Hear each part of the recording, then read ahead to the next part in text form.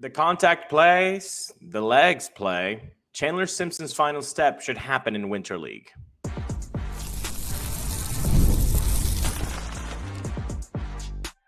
You are Locked On Rays, your daily Tampa Bay Rays podcast. Part of the Locked On Podcast Network, your team every day. Welcome into the Locked On Rays podcast. Locked On Rays is part of the Locked On Podcast Network, your team every day. And we are Kevin and Ulises. And we are lifelong Rays fans who've been podcasting about the Rays since 2019. On today's show, we'll learn about the fastest rookies in baseball history. In a few minutes, we must now come to the realization that playoffs are no more. But first, Chandler Simpson has a great opportunity to beef up his defense this offseason. And we're going to talk about all of that thanks to FanDuel. Download the FanDuel app today. Football season is around the corner, and visit FanDuel app today and start planning your futures bets now. Chandler Simpson has to play Winter League baseball this year, not only for his development, but for the team's sake. Mm-hmm. And I say that because once again, we see Chandler Simpson go 4-4-4, steal his 40th bag.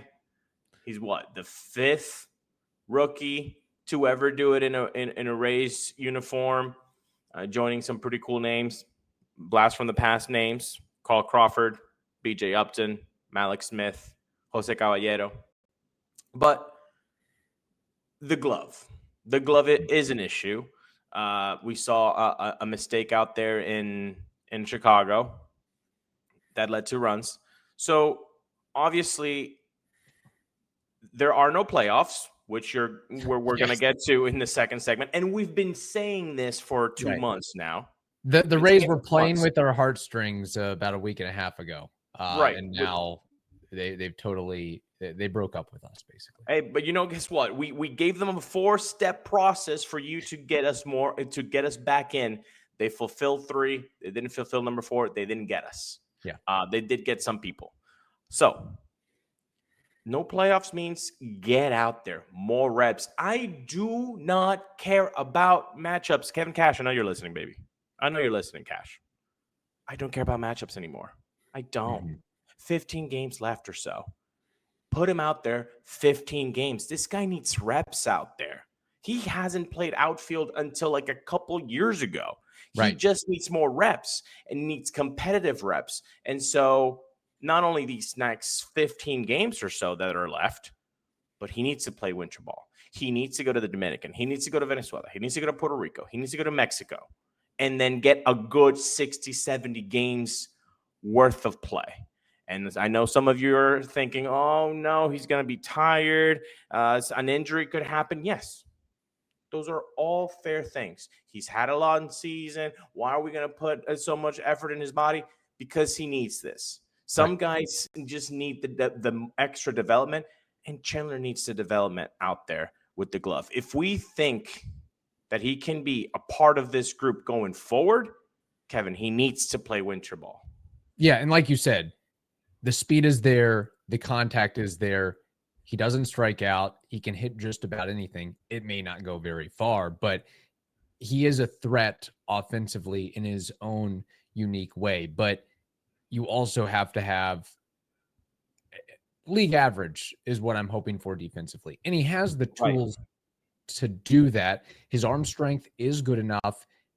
His speed and legs are good enough to make up for a bad read or a ball that has crazy movement in the outfield. But I will say, as far as the outfield goes with Chandler Simpson, are you of the mindset that he needs to pick one spot in the outfield? Hey, be the best left fielder you can be the best center fielder you can be, or you want him to try to be a jack of all trades in the outfield if it so comes to that?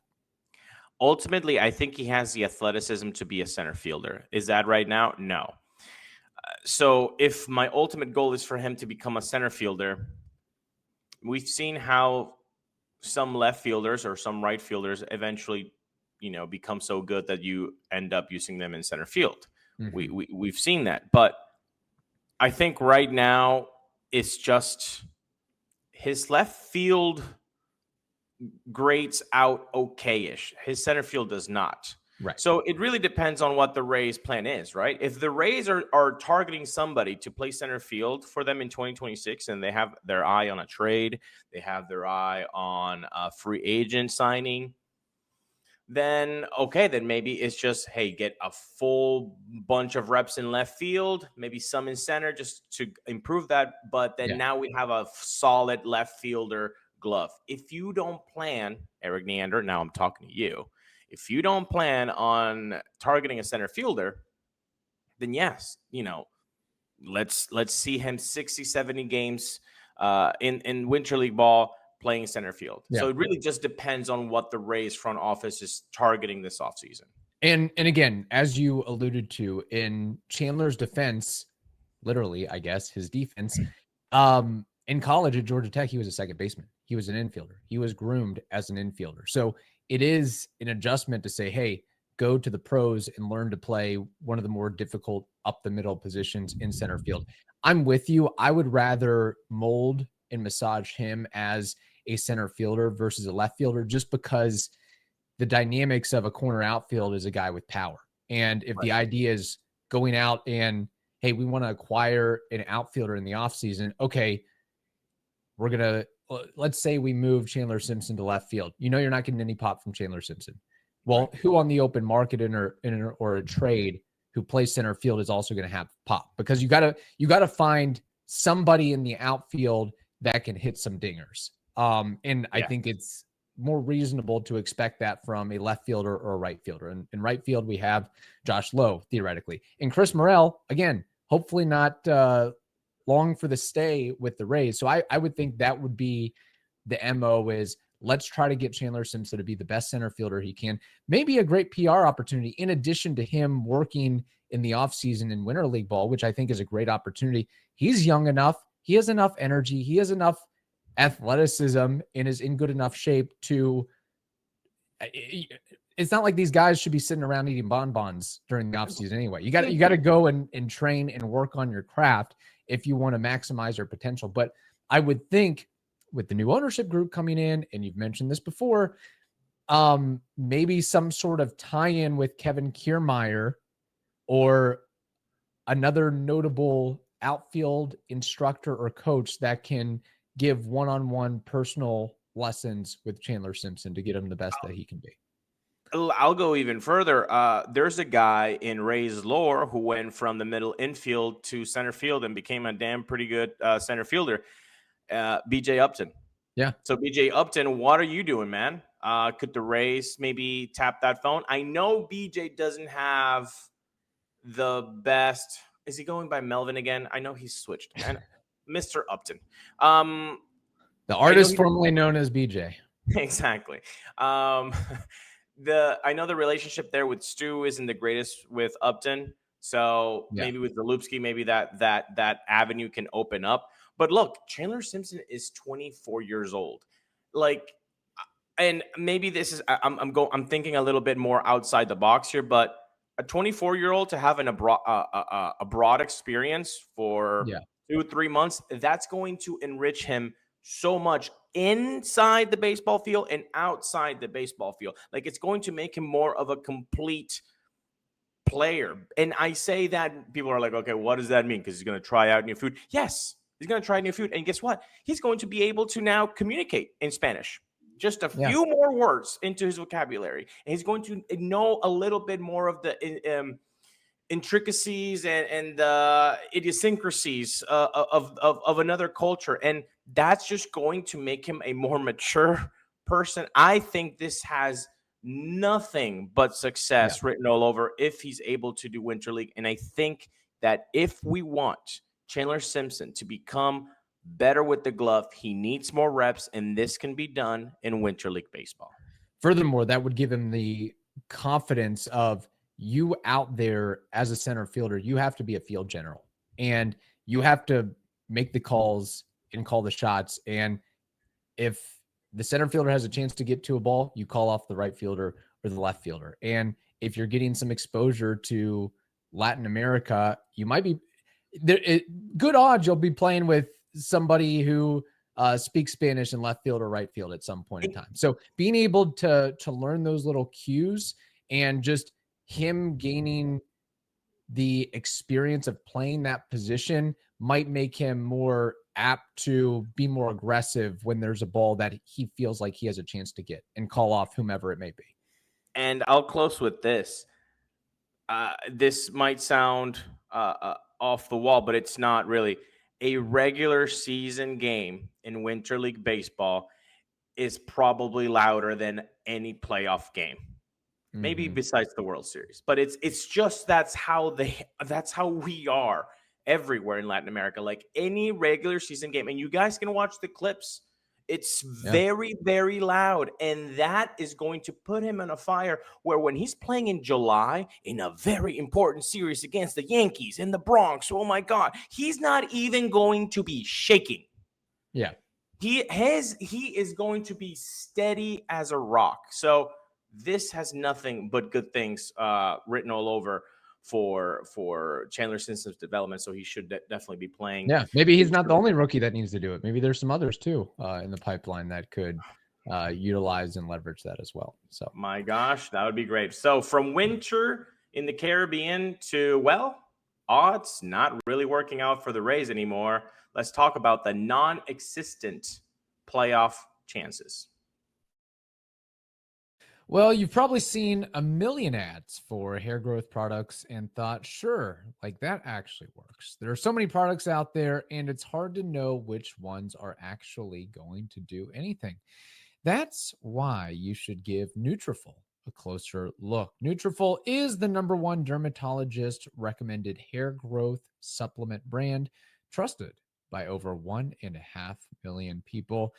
And it's not just hype. This is a supplement clinically tested that targets the root causes of thinning and shedding with a proactive approach. So see thicker, stronger hair with less shedding in just 3 to 6 months with Nutrafol. For a limited time, Nutrafol is offering Locked On MLB listeners $10 off your first month subscription and free shipping when you go to Nutrafol.com and enter the promo code LOCKEDONMLB. That's Nutrafol.com, promo code LOCKEDONMLB. Thank you for joining us on Locked On Rays, part of the Locked On Podcast Network, your team every day. Kevin, tell us about those playoff chances. Yeah, well, a week plus ago, the playoff odds were around 10% due to the Rays. What was it, a 6-game winning streak? Seven-game winning streak. I shorted them a little bit. The last couple series have not been kind to the Rays playoff odds, losing 3 of 4 to the Guardians and 2 of 3 to the White Sox. I don't know what it is against the White Sox. The worst team in the league. The Rays always struggle against them. If the White Sox played the Rays every game for 162, they'd win like 110 games. It's crazy. They wouldn't be the worst team in the American League. Yeah. They go 8-4 against the Rays, but they're 90-207 against everybody else the last couple years. But that has nosedived the playoff odds from that around 10% to now 0.2%. So really the way I look at it is the Rays lose another game and other teams fighting for a wild card spot win another game, those playoff odds are going to be at 0. So we need this. The conversation ends now with, oh, there's still shot. Hey, we can still do this. We win every game the rest of the season. No, it's done. So what we're playing for, like you mentioned in the first segment, throw matchups out the window, throw even trying to win games out the window. I mean, it would be nice to finish 500 or slightly above 500, but let's focus on getting Chandler Simpson as many reps in center field as possible. Let's focus on getting Carson Williams as many reps at shortstop as possible. Let's give Tristan Gray ample opportunity. Let's give Ian Seymour ample opportunity. Bob Seymour ample opportunity. Everson Pereira every opportunity he can get. I know he's not a rookie, but get Richie Palacios as many reps to see, hey, is this a guy that we can count on in the future, assuming he doesn't get hurt?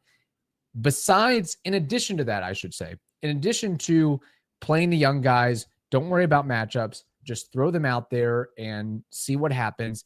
I would also selfishly like the Rays to focus on milestones. See if Junior can get that 47th home run. See if Brandon Lau can get that 30th home run. So kind of a balance between the young guys, milestones, and making sure everybody gets out of these last couple weeks healthy for the offseason in next season. We don't need to go pushing Ryan Pepio beyond the limit if there's really no need to, because not only are the playoff odds in the tank literally right now, the Rays don't have easy opponents coming up. So it's like, what are we doing? Schedule. Yeah, I think it's the hardest schedule, right? Remaining, it's insane what the Rays have next. So they have 4 series against playoff teams: Cubs, Blue Jays twice, and Red Sox, and 2. Well, they had 2 series against teams that have played 500 balls since the All-Star break: the White Sox, who just completed, and the Orioles. Well, yeah, and then the White Sox have like a weird anger thing against the Rays. Look, we've been saying this for 2 months. Like, time to see the rookies. And with a handful of games left, I agree. There's no shot at playoffs. Like, what is it now? 0.8? 0.2% according to Fangraphs. 0.2. Like the Royals, I think the Royals have like a 1.9% chance. The Rangers have a 28% chance. I mean, I think the Rays have the lowest playoff odds above 0, if that makes sense. Like, there's nobody that has 0.1% playoff odds. Right. You have the lowest. Yeah, it's let it go. It's that screenshot let it go. It's Frozen. It's that picture. I really like that one of like a backpack strap just like holding on to dear life, and it's like, let it go, bro. Yeah. It's that. So if that's the reality that we're living in, that's exactly what we should be focusing on, is getting these guys more reps, and not saying because Big Bob's going to make the 26-man roster. I'm not saying that Tristan Gray is going to make the 26-man roster, or Carson Williams, or any of these guys. For example, Richie Palacios is a really good name you threw out there. Dude had a lost season, basically. Yes. Get him out there. And I really like what they're doing of saying, hey, Richie, you know what? You need some playing time? Get a first baseman glove. Like, yes. Richie, you've never done this, but you want to at-bats? This is how you get in there. Great for the Rays doing that. I really like that. That's knowing where you are in this season. I would say, if you disregard matchups and if you try to heavily focus on the young guys, I think there are 2 names that might be taking a step back in the next 2 weeks. Okay. Which, if you're talking milestones, they would be kind of SOL, and that would be Brandon Lau going for 30 home runs. Mm-hmm. And Yandy Diaz, I don't think even he goes 5 for 5 every day. He would maybe if he goes 5 for 5, he does reach 300. Yeah, but I don't think 300. I mean, probably honestly, Chandler Simpson might have a better shot to hit 300 than Yandy Diaz at this point. Exactly. Yeah, less at bats, but yeah, Yandy, I think it's a 291 right now. He's sitting at 291. Give or take. So, yeah, he's not making it. So maybe, hey, Yandy, you've had a really good season. We're going to put you more sporadically. Brandon Lau, we're going to put you more sporadically. Let's take care of your body. Have a really healthy off. To finish this season healthy for Yandy and for Bilao, I think would be such a good feeling for them. Just like, did my whole full season, didn't really get hurt. I know Bila had a little bit of a stint there in the middle of the season, but overall, I think we would all sign up for a 2025 season of Brandon Lau's production in 2026. Oh, 100%. Yeah. Him, and if we can replicate what Yandy Diaz did and what Brandon Lau did, we're cooking with gas here pretty much. And Junior Caminero, hopefully growing and developing. Josh Lowe coming along. That's another guy. I think Josh Lowe, he is getting in a groove right now. And I think that's important for him these last, dozen plus games or so, really finish on a high note because it has been an unfortunate past couple seasons. So maybe the Rays play it with, the September isn't meaningful anymore, except if you're a young player or a rookie player, but maybe the final homestand of the season, you roll Yandy Diaz out there a little bit and roll Brandon Lau out there a little bit just to appease the fans. And hopefully I mean, I guess Yandy's milestone would be getting that 23rd home run. I think that would be the most in a single season for him. And then Brandon, if possible, to get the 2 more to 30. And then Junior Caminero still has a little bit of an outside shot to get the Pena home run record. I mean, he would have to have a couple big games, I think, for that to happen. But yeah, I think he has 42 right now. 42 and 106, which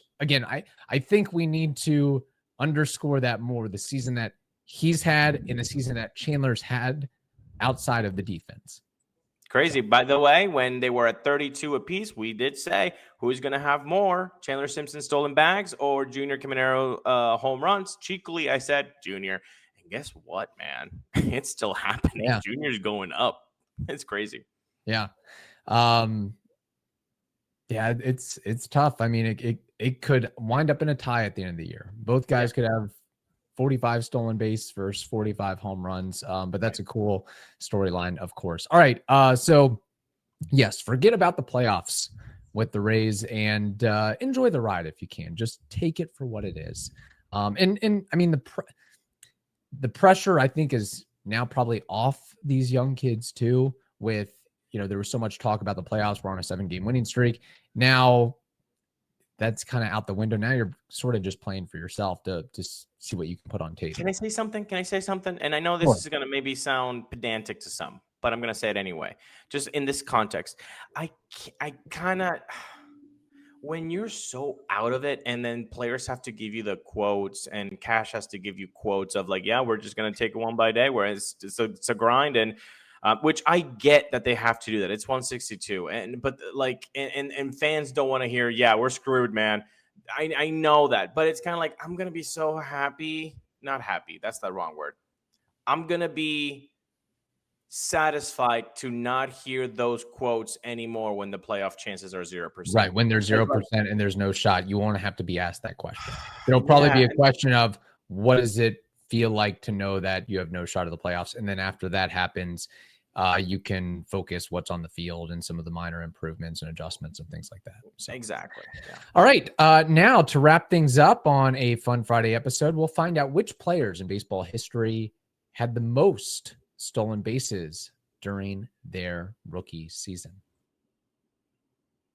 The NFL season is almost here. Kevin is psyched, and FanDuel is making sure you're ready for kickoff with a can't-miss offer. Right now, new customers can bet just $5. That's $5. And if your bet wins, you'll get $300 in bonus bets to use across the app. Sounds like a pretty good deal, people. And what makes FanDuel amazing is that it's quick, easy, and it's the best way to add a little green Skittles on your Sunday that you don't know where to put them.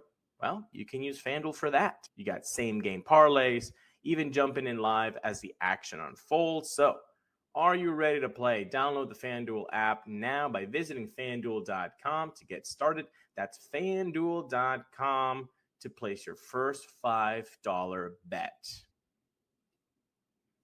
Thank you for listening to the Locked On Rays podcast, part of the Locked On Podcast Network, your team every day. All right, Ulises, with the news and accomplishments of one Chandler Simpson getting to 40 stolen bases in his rookie year, that got me thinking about guys who had the most stolen bases in a single season in their respective rookie year. And in front of me, I have a list of 19 different names. You're not going to have to name all 19, of course, but there are 19 individuals in Major League Baseball history who stole at least 50 bases in their rookie season. I want 4 names. 50. All right, well, let's go with the big dogs. Ricky Henderson. Ricky Henderson is not on this list. Don't you just hate that when you think you have a slam dunk and it's not working out? All right. Oh, God, 50 more. Lou Brock. Strike 2. Come on. Yeah. Those guys must be guys who like just passed the rookie games threshold, but maybe only played like 60 games or something and couldn't.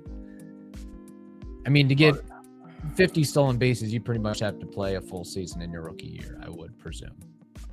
All right, then let's go with God, there are so many names that could do this.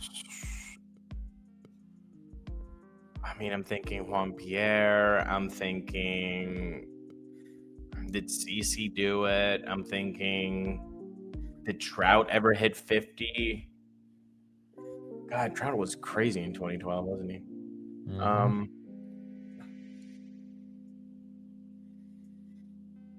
I will say 1, 2, 3, 4. Yeah, give me something. I'm down to 2 strikes, and I have eight nothing. of these guys accomplished it between the years of 2021 and 2023. Oh, wow. Esteury Ruiz. Very good. He had 67 in 2023. Eli de la Cruz. Strike 3. I'm sorry. Mother. All right. Let me run through these real quick. Vince Coleman, the clubhouse leader with 110 in 1985. Juan Samuel, 72 in 1984. Tim Raine, 71 in 1981. Ruiz, 67. Kenny Lofton, 66 in 92. Tony Womack, 60 in 97. Chuck Carr. Billy Hamilton. I thought you were going to go Billy Hamilton. He had 56 in 2014. Ichiro Suzuki, let's not forget, had 56 in 2001. Quilvio Veras had 56 in 95. Gene Richards, 56 in 77. Pat Listash, 54 in 92. Corbin Carroll, 53 in 2023. Omar Moreno, 53 in 77. One of my favorite players to watch, especially in his younger years. Hanley Ramirez had 51 in 2006. Nice. Also another speedy guy, Jacoby Ellsbury, had 50 in 2008. Okay. And then there are 3 names who had 50: John Cangelosi, Miguel Deloney, and Larry Lentz. So there were probably 8 to 10 names you could have gotten theoretically. Yeah, it's like they all make sense, but then when you're thinking about it, you're like, well, those are not the first names. Although Ichiro, that's on me. Yeah. Ichiro, that's on me, folks. And but you had very good guesses with Brock and Henderson. I went with the guys, yeah. You know? Yeah. All right. Well, all right, you can crap on me on the comment box. I'll take it. Now we play Name That War, which, if you've never seen this segment before, is when we take a player from the past and we try to guess their career war according to Baseball Reference using our baseball archive mind.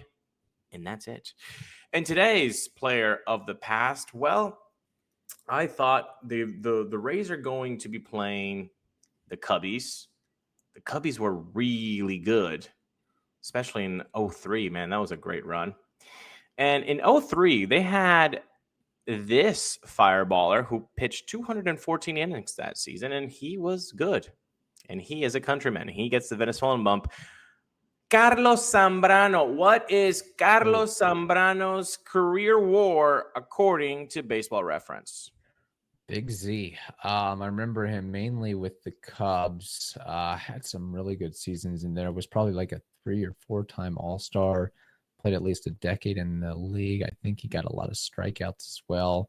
Career ERA was probably like 3.5 or 3.6. Shoot from the hip here. I'm going to say his career WAR was 28.7. A 3-time All-Star, a 3-time Silver Slugger. People forget this guy was probably one of the best hitting pitchers maybe of all time. A 3.66 ERA. He had 1959 innings, people. Almost 2,000 innings in the league.